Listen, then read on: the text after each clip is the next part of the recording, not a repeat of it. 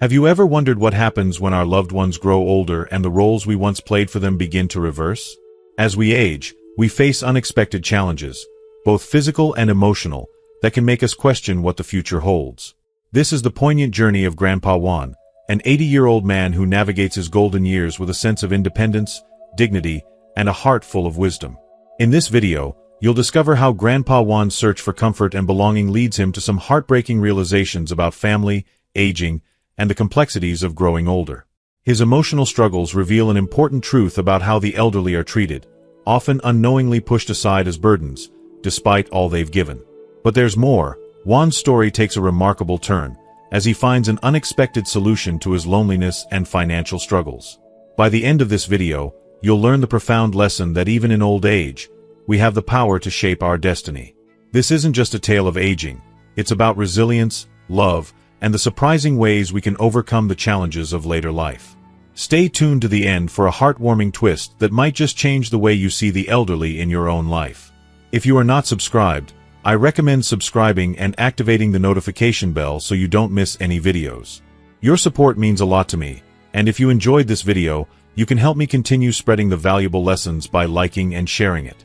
At 70 years old, Grandpa Juan found himself in a moment of deep, almost sorrowful reflection, haunted by the many lives he had led and the many choices he had made throughout his long and storied existence.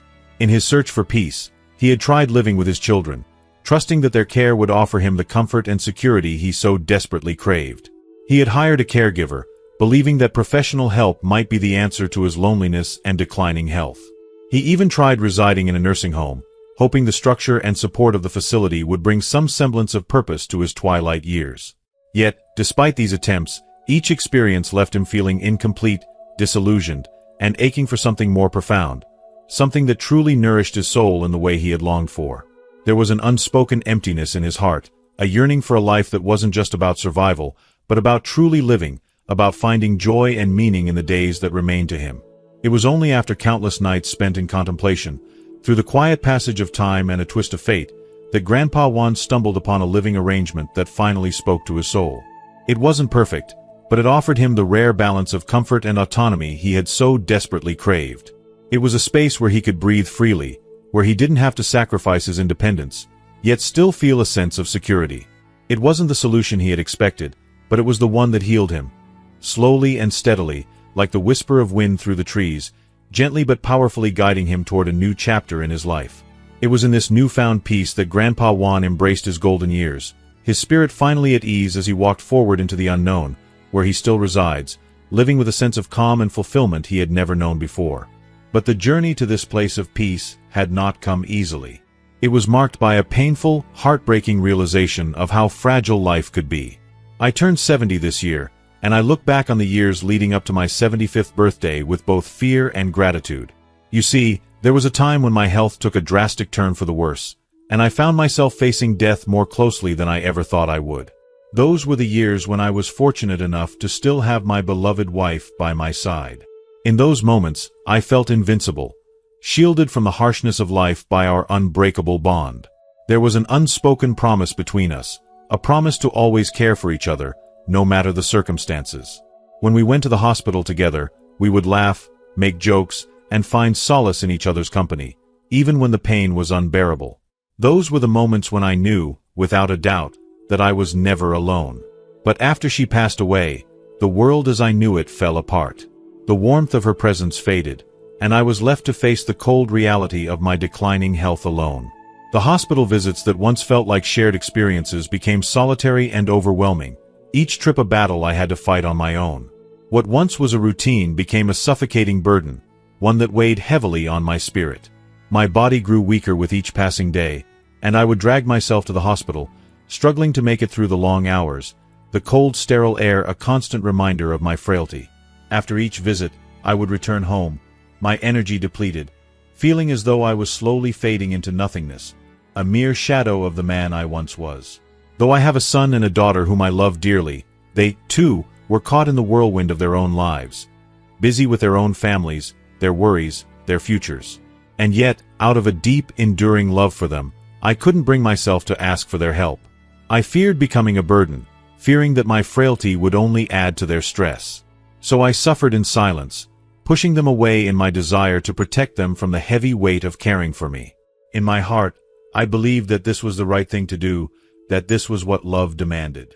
Ironically, my well-meaning sacrifice only led to the opposite of what I intended. My children, despite my resistance, ended up caring for me more than they should have. Each visit to the hospital was a reminder of just how much they still worried for me, just how much they still needed me, even as I was no longer the man I once was. Then, fate intervened once more in a way I never expected. It was a routine trip to the market that changed everything. A simple misstep, a fall that sent me sprawling to the ground, left me hospitalized with an injury that would take at least 6 months to heal. The doctor's words echoed in my ears, and my children's concern for my well-being grew even more. They suggested a new living arrangement. I would spend 3 months at my son's house and then 3 months at my daughter's. It was a plan designed to keep me close to them, to ensure I was never alone. But despite their best efforts, I couldn't shake the feeling of being a stranger in their lives. Their homes, though filled with love, felt foreign to me. There's a saying that deeply resonates with me. A father's home will always be the children's home, but the children's home will never be the father's home. It was a painful truth that I couldn't deny, no matter how much they tried to make me feel at home. No matter how warm their welcome, no matter how much they tried to make space for me in their lives, I longed for the comfort of my own space, the peace of my own home, my belongings, the quiet solitude that was mine and mine alone.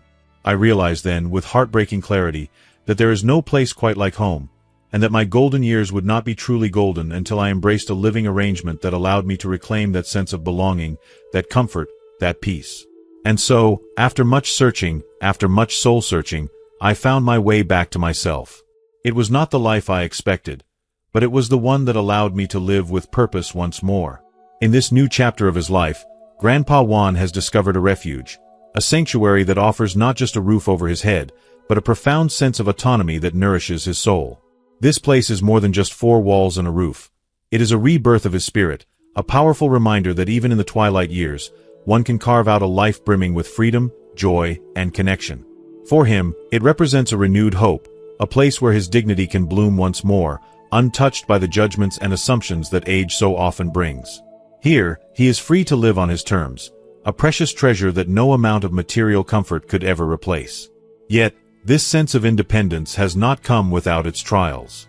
Living in his children's homes over the past several months has been an emotional journey, a painful revelation of just how deep the chasm of loneliness can be. While he is deeply grateful for their hospitality, the roof over his head, and the warmth they provide, an undeniable emptiness festers in his heart. Each day, he forces himself to accept that food and shelter are enough, but this truth rings hollow in the silence that surrounds him.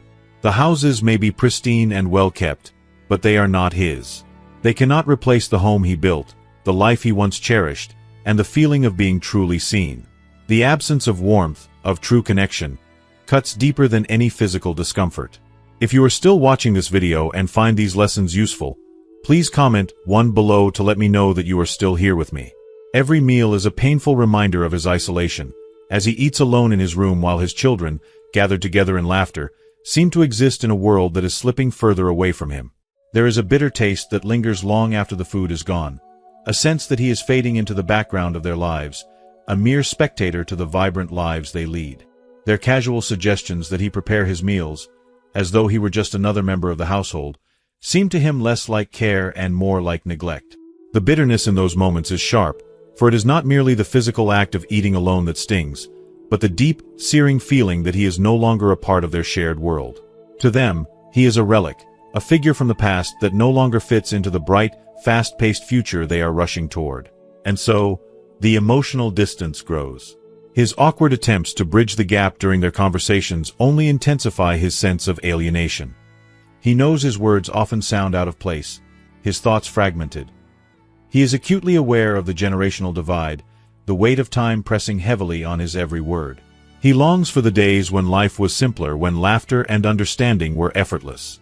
But now, those connections feel increasingly elusive, slipping through his fingers like sand.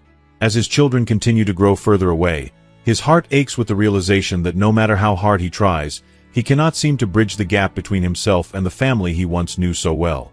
He feels invisible, an outsider in his own home, a ghost among the living.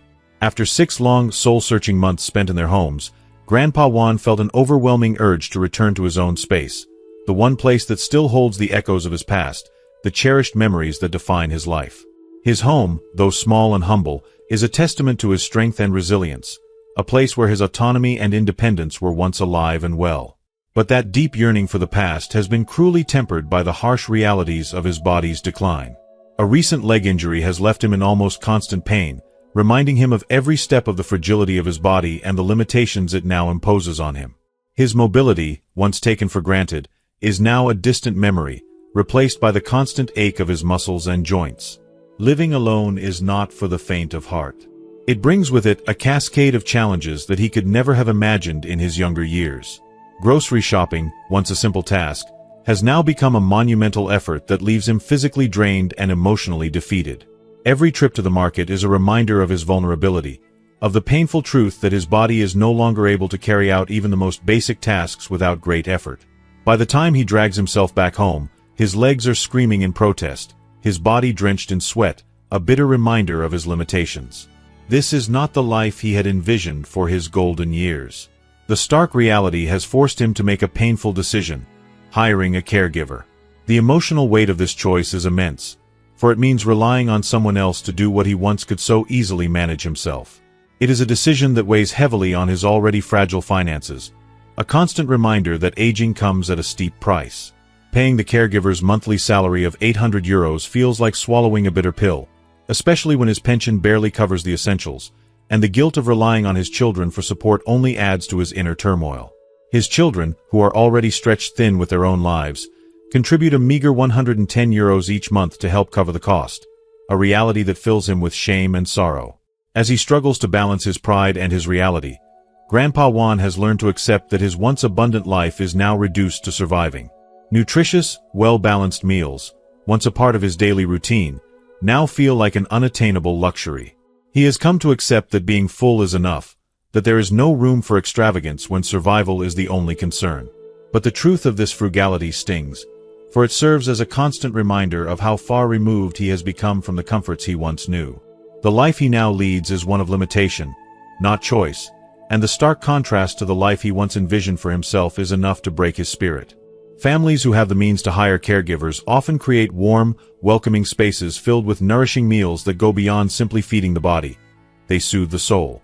These families enjoy peace of mind, knowing that their loved ones are cared for in environments that offer comfort, support, and sustenance.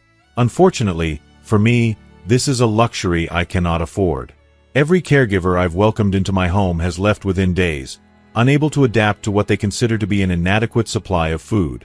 They describe the meals as rabbit food, too small, too sparse, and lacking the energy-rich sustenance required to keep up with the grueling demands of their work. It feels like a cruel irony. Here I am, in need of help, yet unable to provide even the basic comfort of a meal that could satisfy someone else. To make matters worse, even the agencies that should support me hesitate to send anyone my way. They feel that the conditions I can offer are not sufficient for long-term satisfaction, adding yet another layer to the growing frustration and isolation I feel. The more I ponder this situation, the heavier my heart becomes. I find myself reluctantly entertaining the idea of a nursing home, something I had hoped to avoid for as long as possible. The thought of leaving my home, the place where I've built my life and memories, fills me with a profound sense of loss. Yet, deep down, I know that this might be the only way to secure the constant care I need. This realization stings. It's a painful acceptance of the distance that has slowly crept between myself and my children, a distance that now leaves me with no other choice but to ask my son to help me navigate this painful transition. The thought of burdening him with such a responsibility, as if his own life isn't complicated enough, weighs heavily on my soul. It feels like yet another unspoken defeat in a series of losses that have already taken too much from me. I long for warmth, for a sense of connection, yet the path of aging seems to be leading me into a future filled with unwelcomed compromises. When I finally found a nursing home, it was nothing like I had imagined. It was a far cry from the comfortable, well-equipped places that might offer a semblance of peace in one's final years. This place was cheap, yes, but that's where the positives ended. It lacked basic amenities that could have made the experience more bearable, and it was far from the type of home I had once dreamed of. Yet, there was a strange comfort in knowing that it was within my budget, that it was something I could afford without burdening my children. It was a bitter pill to swallow, but I took solace in the small victories. With this decision, I relieved them of a financial strain, and that sense of duty gave me some peace. I chose to remain there, despite the unappealing conditions, because I knew the weight of their struggles. I wanted to lighten their load, to do something, anything, to make their lives easier, even if it meant sacrificing my comfort. But the reality of communal life in the nursing home soon overwhelmed me. As someone who had always cherished my freedom, the rigid, almost military structure of the facility felt stifling. I was suffocated by the lack of autonomy, the monotony of days that felt longer and longer, and the absence of the personal space I had always valued. Despite my best efforts to adapt, the environment never felt like it was meant for me. It was a constant battle between my desire for independence and the harsh reality of aging. After just a month, I found myself at a crossroads. I couldn't continue in a place that stripped me of my dignity and freedom. I decided to leave the nursing home and return to the comfort of my own home, where, at the very least, I could breathe a little easier and regain some semblance of control over my life. Just as I was beginning to adjust to the solitude of my own space, a small blessing arrived. An online grocery shopping service became available in my area, and with it came a new sense of relief. I asked my daughter to place an order for me every day, and the convenience of picking it up from a nearby store became my lifeline. The store was just steps from my apartment, a small oasis in a sea of daily struggles. The young couple who ran it were nothing short of angels. They noticed my difficulty walking and never hesitated to help me carry my groceries to the elevator. Over time, their simple acts of kindness grew into something more profound, a genuine friendship. Their warmth and compassion became the highlights of my days, a reminder that kindness still exists in the world, even in the smallest of gestures. It was a routine I cherished for 6 months, and while it brought some comfort, the harsh reality of aging lingered. The slow decline of my body was undeniable, and with it came an overwhelming sense of anxiety about the future. I knew that there would come a day when I could no longer live alone, when my independence would be nothing more than a distant memory. The thought of depending on others, of losing what little autonomy I had left, was a fear I couldn't easily shake. In those quiet moments, as I reflected on my life, I couldn't help but feel the weight of the passage of time and the inevitable changes it brings. Despite the support I had found in small acts of kindness, I was confronted by the undeniable truth that the path of aging is one fraught with challenges, loneliness, and the ever-present fear of becoming a burden. One quiet afternoon, as I made my way to the small local store to pick up my usual items, something unexpected happened. I found myself overhearing a young couple amid an intense argument. The sound of their voices, tinged with frustration and worry, made my heart ache with empathy as I stood in the aisle, trying not to intrude on their private moment. I stood there, frozen in place, silently absorbing the weight of their words.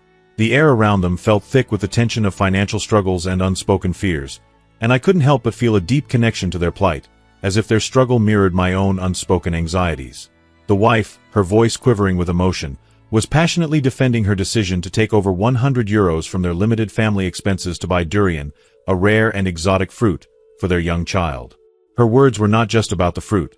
They were a reflection of her desire to provide a fleeting moment of joy for her son in a world that often seemed unforgiving and harsh. I could hear the anguish in her voice, the fear that perhaps, just perhaps, she was making the wrong decision. But still, her love for her child pushed her to defend this choice, desperate to make her son happy even in the face of their struggles. It was a beautiful, heartbreaking kind of love, one that resonated deep within me. I felt a tightening in my chest, and I couldn't help but share her anguish, feeling the weight of her heartache. The husband, burdened by the weight of their mounting debts and financial uncertainty, countered her words sharply. His voice carried the tone of someone who had been pushed to the edge, someone who had reached a breaking point. He couldn't understand how they could justify such a purchase when every penny mattered, especially given their precarious situation. What would happen if something else went wrong? What if they couldn't pay for their daughter's school fees? His concerns were valid, grounded in a deep-seated worry for their future. But the wife, still unwavering, pushed back, explaining that their daughter had long dreamed of tasting the exotic fruit, and that a small indulgence, once every few years, was not a waste. It was a memory they could create, a moment of happiness in a world that often felt like it was filled with too much hardship.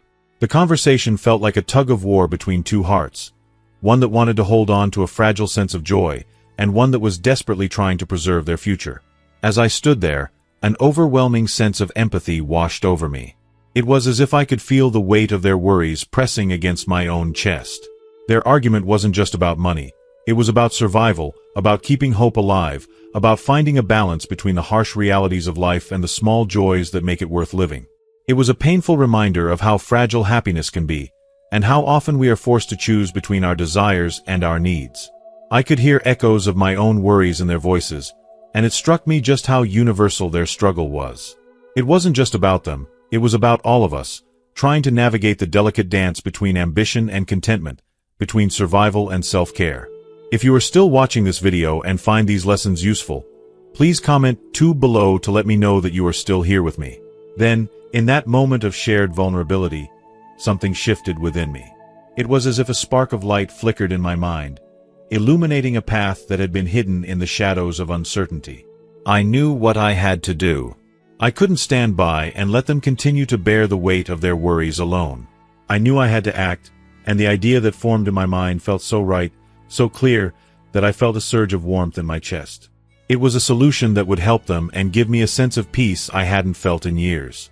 Without hesitation, I approached them, offering a proposal that I hoped would ease their burdens. I suggested that they come to my home every day to help with some essential tasks, washing clothes, tidying up my space, and preparing 2 simple meals in exchange for a steady income of €800 a month. The offer was not just about paying them.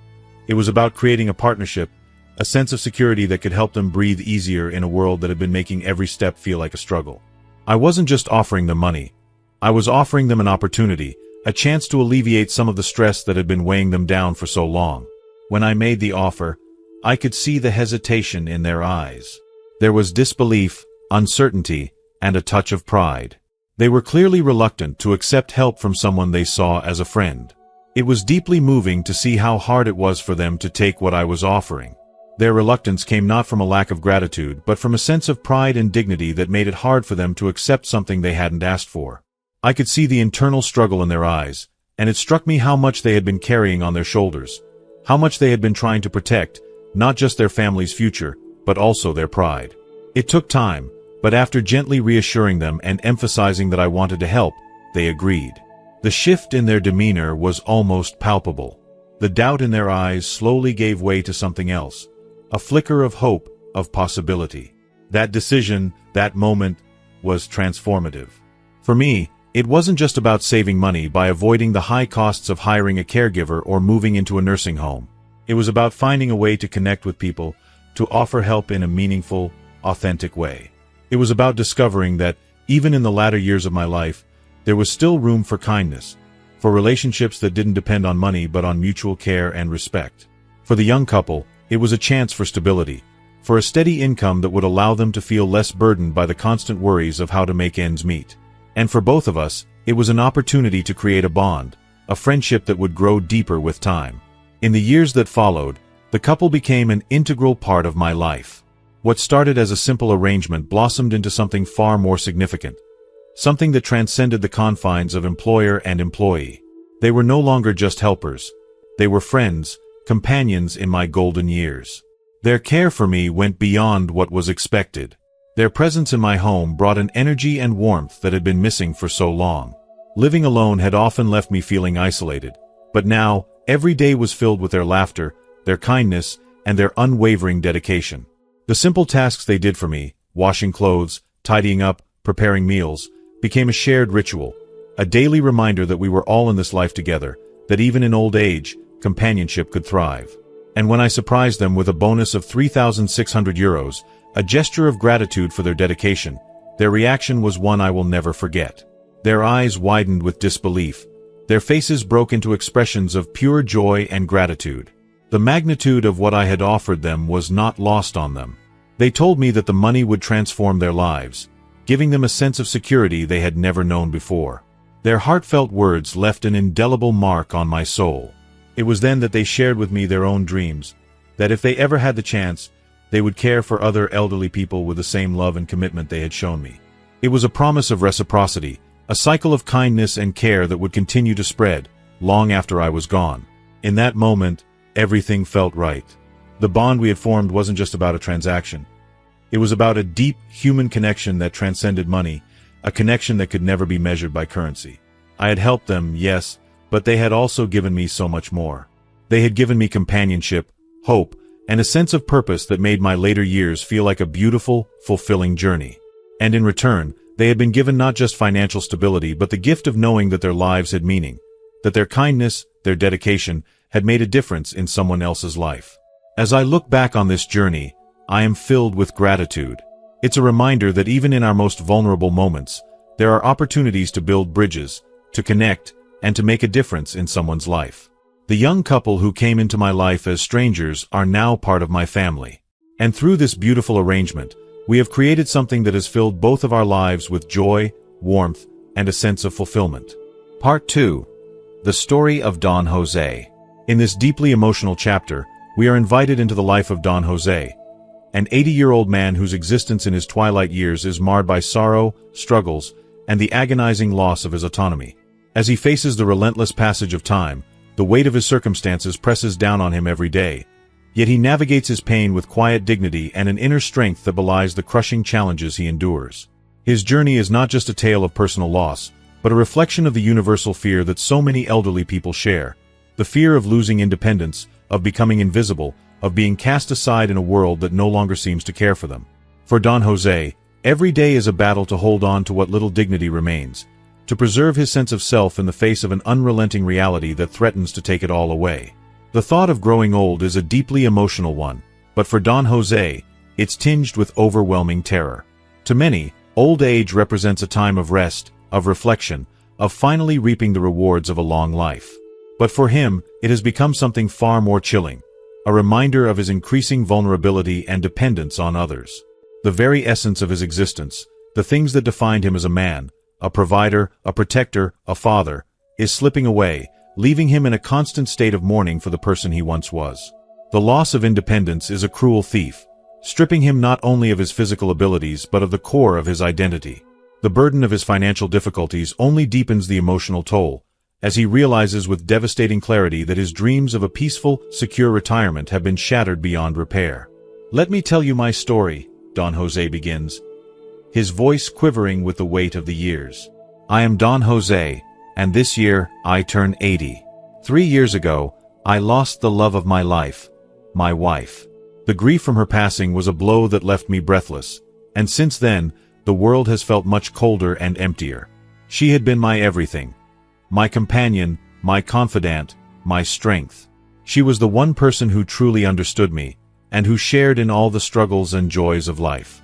Losing her has left an irreparable hole in my heart, one that I have learned to carry, but never truly overcome.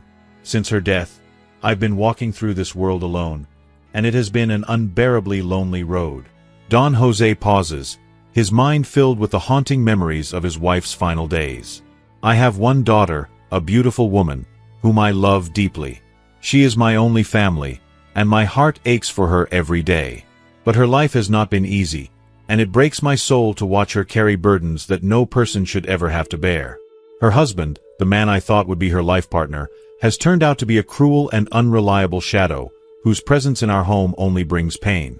He is a man with no redeeming qualities, and it tears me apart to see how he treats my daughter. His behavior is not just insensitive, it is malicious, designed to break her spirit, to keep her trapped in a cycle of dependence and submission.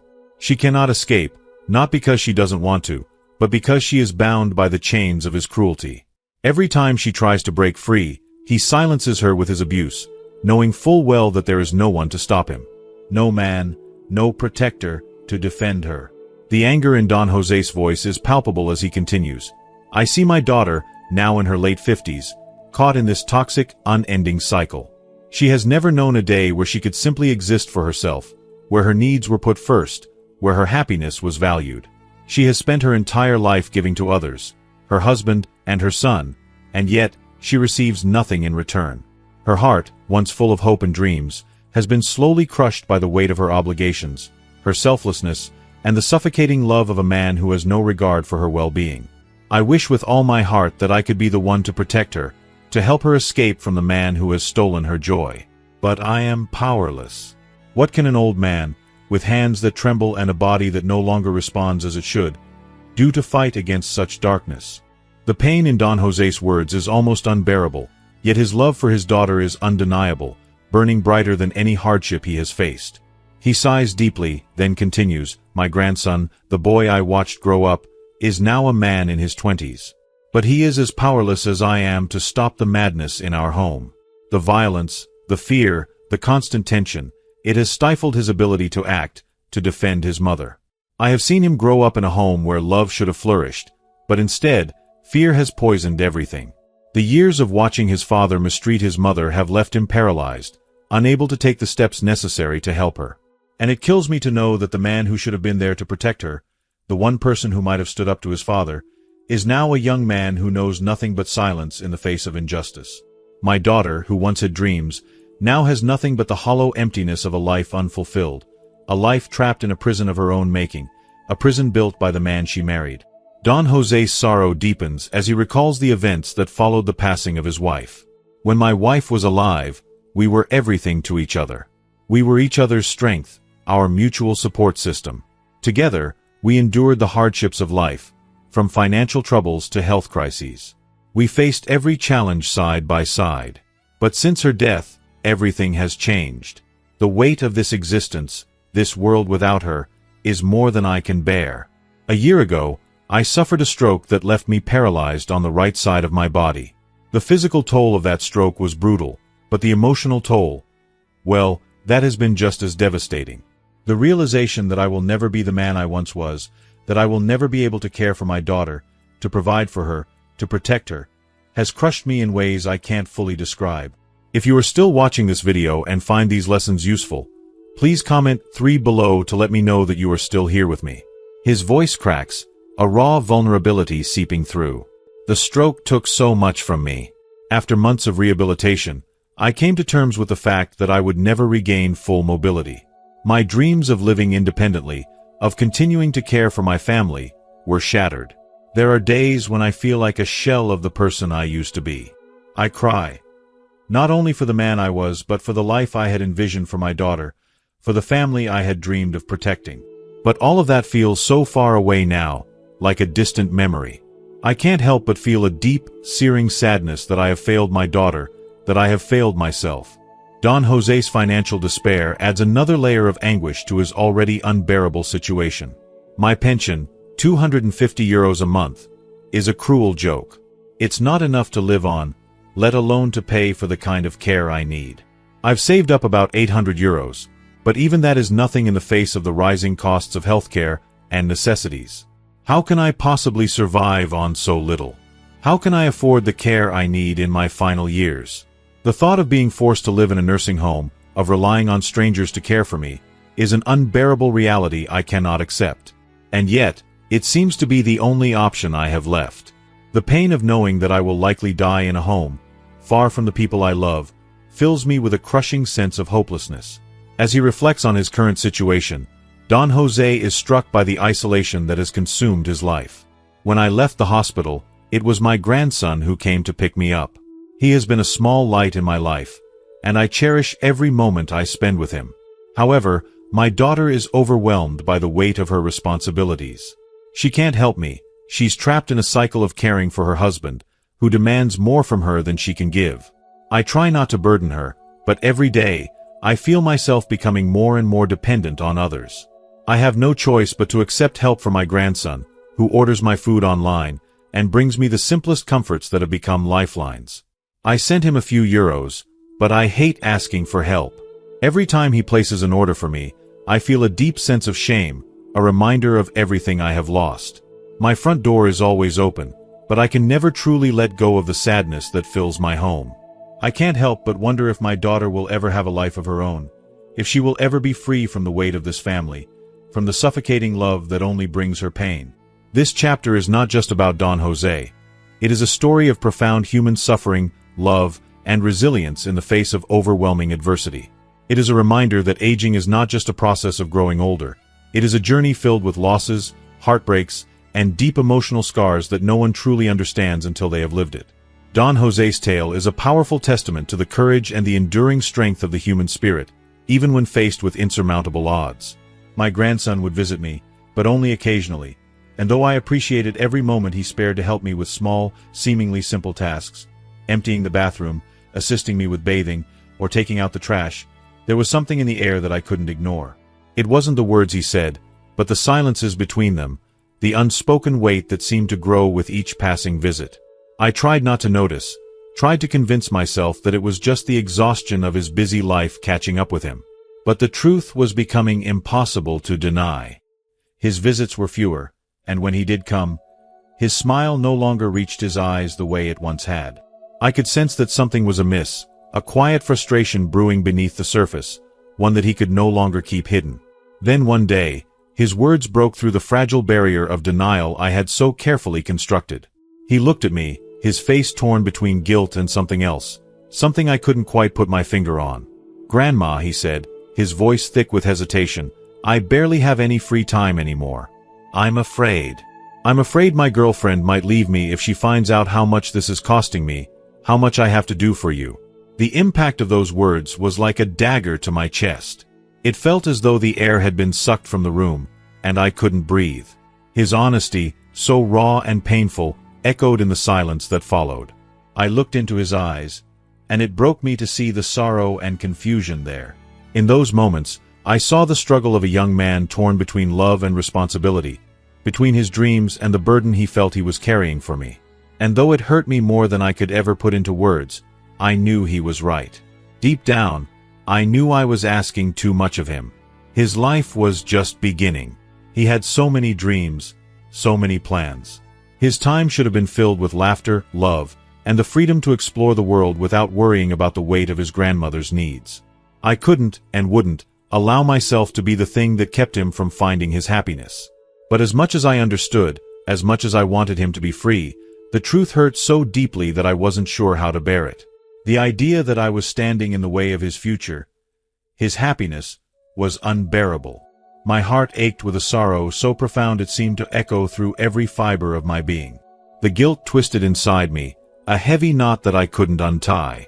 I had never wanted to be a burden to anyone, let alone the person I loved most in this world.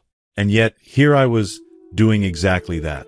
As the days passed, I found myself confronting a painful reality. The aging process isn't kind to anyone, especially when you don't have the means to afford the necessary care. I had spent countless hours lying awake at night, staring into the dark, trying to figure out how I could continue living with dignity. I learned early on that the cost of getting older can be crippling, especially when it comes to the services we so desperately need as we grow frail. Nursing homes, those cold, impersonal places, come with a hefty price tag, at least €400 a month. My pension, a modest sum that barely covers my most basic needs, couldn't even scratch the surface of that amount. Even the idea of hiring a caregiver was nothing more than a pipe dream. The wages for such care were simply out of my reach. My heart grew heavier with each passing day as I thought about what would happen to me when I couldn't manage on my own anymore. But one night, after what felt like a lifetime of sleepless hours spent agonizing over my future, something miraculous happened. I stumbled upon a solution. It wasn't grand or perfect, but it was a possibility. It was a way forward, a lifeline that didn't require my grandson to carry the weight of my care on his own. It was as though the heavens had opened, and for the first time in years, I felt a glimmer of hope. I felt peace seep into my soul, something I hadn't felt in a long time. The discovery didn't solve everything, but it gave me something priceless, the chance to rest. For the first time in what seemed like an eternity, I felt my worries lift, even if just for a moment. I could finally imagine a future where I wasn't a constant source of stress for the ones I loved. It was a small comfort, but in that moment, it was everything. The next day, the weekend came as if it were a beacon of light after a storm. It was my chance to breathe, to escape the suffocating anxiety that had gripped me for so long. The morning sunlight, soft and golden, filtered through the curtains, and I felt a stirring in my heart. I couldn't explain it, but I knew I had to reach out to my grandson. It wasn't just a desire for his company. It was something more profound. I needed him to understand, to see me not as a burden, but as someone who loved him deeply and wanted the best for his life. I picked up the phone without a second thought, my voice trembling with a mix of hope and urgency. "Come, please," I pleaded. "I need to talk to you. It's important." He hesitated, as I expected he would, his life full of obligations and pressures that often kept him away. "I have things to do, Grandma," he said, his voice tinged with regret. But I could hear it, the hesitation, the pull of my words, the urgency in my voice. Finally, he agreed to come. When he walked through the door, relief flooded my chest like a wave. I was ready. This was the moment I had been waiting for. I needed to make him understand, to lay my heart bare and share my thoughts. I invited him to sit beside me on my bed, the place where so many memories had been made, both good and bad. It was here, in this sacred space, that we would decide our future. I could feel my heart pounding in my chest as I spoke, each word heavy with emotion. I presented him with two options. The first, though a difficult one to even consider, was clear: sell the house.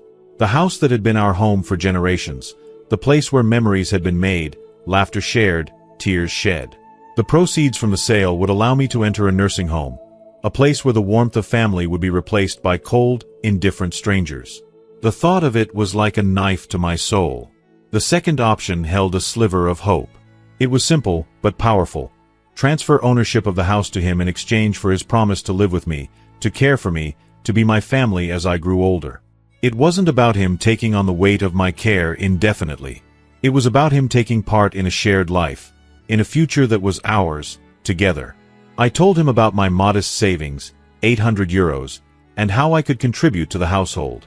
But more than that, I emphasized that this wasn't about his responsibility to care for me, but about us creating a life that reflected the understanding of the realities we both faced. I knew how difficult it was for someone his age to take on such a burden, and I didn't expect him to do it alone. That's why I had come up with a plan to hire a part-time caregiver who would help with the essential tasks that would give me some independence. Cooking, cleaning, laundry, things that would make living together manageable. My pension of 250 euros could easily cover the caregiver's monthly salary of 140 euros. The rest, I believed, could be filled with the kind of quiet joy that comes from shared experiences, from family, from love. To my overwhelming surprise and relief, my grandson embraced the idea. He looked at me with eyes full of warmth and acceptance, telling me how much he was willing to make this work. He shared how difficult it was to live with his father, whose temperament was often rough and unforgiving, and I understood, more than ever, the need for peace, for a place where both of us could find comfort and joy. We agreed that living together would not only be a solution but an opportunity to rebuild the bond between us, to create a home that could nurture both our hearts. The next day, he arrived with the caregiver he had found, a kind woman through an agency, someone I could trust to help with the basics. When I paid her a modest salary, I felt a profound sense of relief, like a weight had been lifted from my shoulders. I was no longer alone, no longer overwhelmed by the fear of what would happen to me. My grandson had given me more than I could ever express in words. He had given me a chance to live my final years with dignity, with peace, and with love. Together, we had created something beautiful. Something that was built not on obligation, but on the understanding that we needed each other. And for the first time in years, I felt truly blessed. Each morning, her work would begin at 9 a.m., a quiet yet unwavering dedication to making our home a place of comfort and security. She would tirelessly tend to the house, wash my clothes with tender care, and prepare lunch, knowing that these simple acts of service were not just tasks, but expressions of love. Afterward, she would leave to take care of her own life, but her presence lingered in every corner, like a soft, comforting presence that I could always rely on. As the afternoon arrived, she would return, as if by instinct, to help with dinner preparation and the cleaning, ensuring that our home, my sanctuary, remained a place of warmth and care. In those moments, my heart would swell with gratitude, knowing that my grandson and the caregiver worked together to create an environment that radiated love, nurturing, and support. This new arrangement, though simple, filled me with a profound sense of peace and contentment. I trusted my grandson and the caregiver deeply, knowing that they would continue to build a welcoming atmosphere where love would blossom, and our lives would be enriched by the shared connection. With each passing day, the beauty of this chapter in our lives unfolded before me, like a new chapter in a book that was better than anything I could have ever imagined. If you are still watching this video and find these lessons useful, please comment below to let me know that you are still here with me. I have been careful and thoughtful with my resources, providing the caregiver with 60 euros each month for meals. I ensure that any shortfall or remaining funds are dealt with separately, keeping everything in balance. This arrangement has worked beautifully for me, a testament to the care and foresight I have put into every aspect of my life. There's something deeply satisfying in knowing that, even with my modest eating habits, eating only 2 meals a day and rarely indulging in meats or sides, the €70 I set aside are more than enough to cover my needs. The caregiver, with a heart full of kindness, often returns some euros at the end of each month, a small but meaningful gesture that fills me with appreciation. I am truly fortunate to have my grandson living with me now, bringing with him a warmth and joy that fills every room. Together, we've made repairs to the house, and it has transformed into a more comfortable, inviting space for us all. What truly fills my heart with joy, however, is seeing the harmony between the caregiver, my grandson, and my granddaughter. Their interactions are a beautiful testament to the power of family unity. The bonds we share are stronger than ever, and I can see how much they value each other, a precious gift that enriches my life beyond measure. Every day, I feel deeply satisfied, at peace, and overwhelmingly grateful for the lifestyle I have created. Through careful planning, I have crafted a life where I can enjoy the simplicity of old age, with minimal expenses and the comfort of knowing I can save more than €60 for my monthly pension. The sense of financial security I feel is something I hold close to my heart. It's a gift I never take for granted. I am a firm believer that elderly people, no matter their financial background, can create living arrangements that suit their needs, as long as they are willing to seek out solutions. It is our right to live comfortably, with dignity, and to face the later years of life without suffering. Human nature can often be practical, even selfish, and it pains me to see how even the strongest relationships, like those between siblings, can fray under life's pressures. This reality is a constant reminder of the importance of safety nets, especially for the elderly. These safety nets can prevent unnecessary suffering and provide the peace of mind that we all deserve in our later years. I know this truth deeply. Regardless of how loving our children may be, we must all have an emergency fund. It's a small yet invaluable source of comfort in moments of hardship, providing a quiet but undeniable sense of security when the world feels uncertain. A bank transfer, a small amount set aside for a rainy day, can make all the difference, easing the burden of stress and providing relief when it seems like there is no other way out. As we age, we may long for the care and devotion of our children, but it's crucial to recognize that they too carry burdens, and sometimes they are unable to give us the support we desire. The demands we place on them, without understanding their struggles, can breed resentment and tension. It's a difficult balance, but one that, if approached with empathy and understanding, can help preserve the relationships we hold dear, while also ensuring that we are not left feeling vulnerable and unprotected. As we reflect on the lessons shared today, I hope you've gained a deeper understanding of the power of careful planning, love, and the importance of creating a life that's not only comfortable but filled with warmth, family, and security. Life may bring its challenges, but it's how we approach them, with intention and love, that truly makes a difference in our later years. So, what have you learned so far? What insight or piece of wisdom will you carry with you and put into practice? I'd love to hear from you. Please share in the comments below one thing you've learned from this video that you plan to incorporate into your own life. If you enjoyed this video, please take a moment to leave your thoughts in the comments, and don't forget to like, share, and subscribe to our channel for more content like this. Thank you for being a part of our community, and I look forward to seeing you in the next video.